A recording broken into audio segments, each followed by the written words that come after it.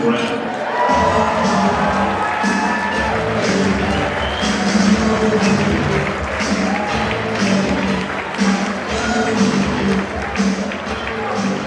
Thank you. So many people have told me that they love me. And I want to tell you, I love me as much as you do. Appreciate it. How many of you people know who Shecky Green is? You're about to get some of that. So anyway, if you're looking for an intellectual discussion of the U.S.-Israel relationship, that comes with Dave McCormick Speaks later on. But I just want to make it really clear, I'm in the Hitler sucks wing of the Republican Party.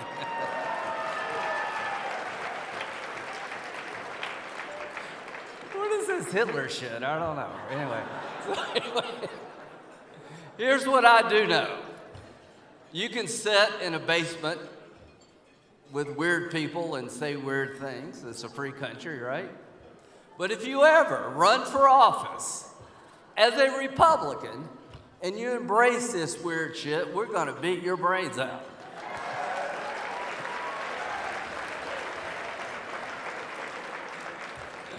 If you're an anti-Semite and you think because somebody loves Israel, their brain is wired, that means you got a brain. Nothing wrong with your brain. We will meet you on the battlefield of political discourse, and we will beat you politically. I want the world to know anti-Semitism, anti-Israel rhetoric, anti-Israel thought is not the road to being elected as a Republican. You will lose. So now we got that out of the way. Speaking of great friends of American Israel, your new ambassador, Ambassador Leiter, is a great man. You're doing a good job. After Ron Dermer, the bar was low, you jumped over it. So he lost his son in Gaza, and God bless you and your family.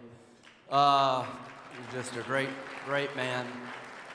Ron Dermer, how many of you think Ron Dermer would be a great prime minister one day?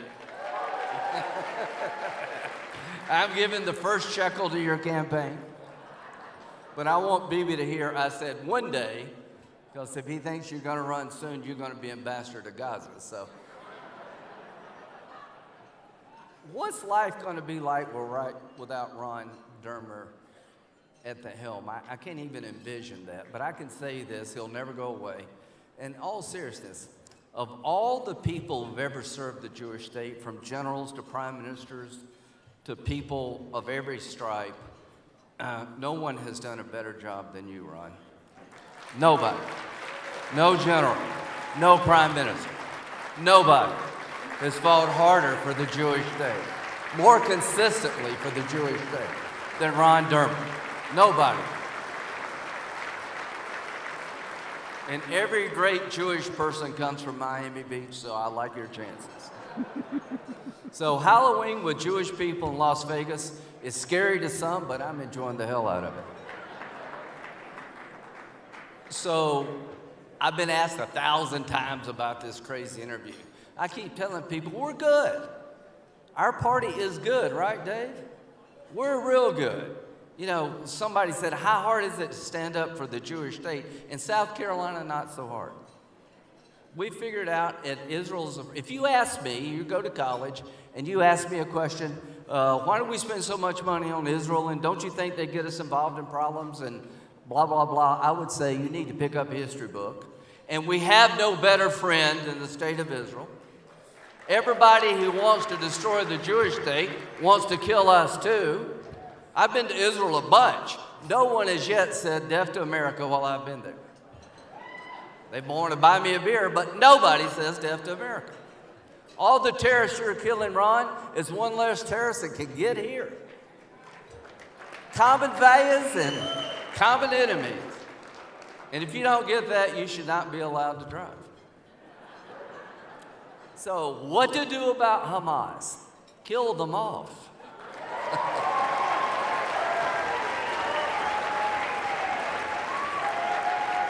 Kill them off. You know why I don't have a pet tiger? there is no such thing as a bad tiger.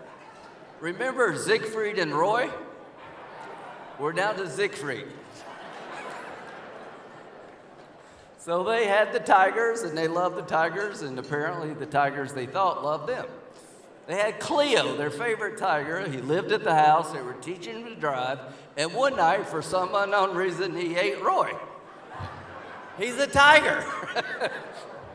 Hamas is dedicated to the destruction of the Jewish state. They're dedicated to killing everybody that disagrees with them religiously in their own faith, and they're never going to change. So let's get on with it. Let's make sure they can't survive and come back and do October the 7th. Now, I'm glad we got the hostages back. God bless that deal. I'm glad we got a ceasefire, but I'm worried that Hamas is not going to play the game the way we thought they would. If you're shocked they're shooting people in the streets, you missed a lot what they did before they got the ceasefire. I just think give Israel some time, but there'll come a point, Ron, where we got to just end this thing. There is no pathway forward in the MidEast as long as Hamas is around. Get them out. Hezbollah. I've never felt more hopeful about Lebanon. We got a Christian president in Lebanon. We got a Sunni prime minister. And half the Shiites in Lebanon want Hezbollah to disarm. Man, we got an opportunity here, but you got to be strong, right? So let's finish Hamas off one way or the other. Let's go to Lebanon and give Hezbollah an offer they can't refuse, and get back to normalizing with Saudi Arabia and leave Iran in the dustbin of history. We can do all that.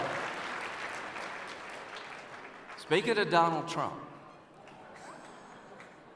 he said, hey, so he's a great president. If you don't believe me, just ask him.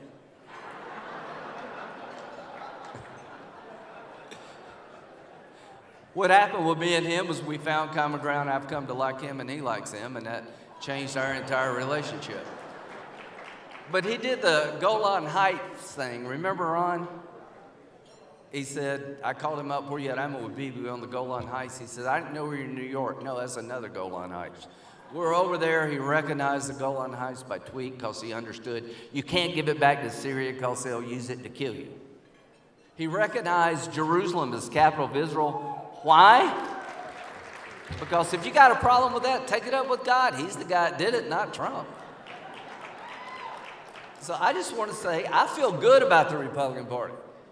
I feel good about where we're going as a nation. We're killing all the right people and we're cutting your taxes.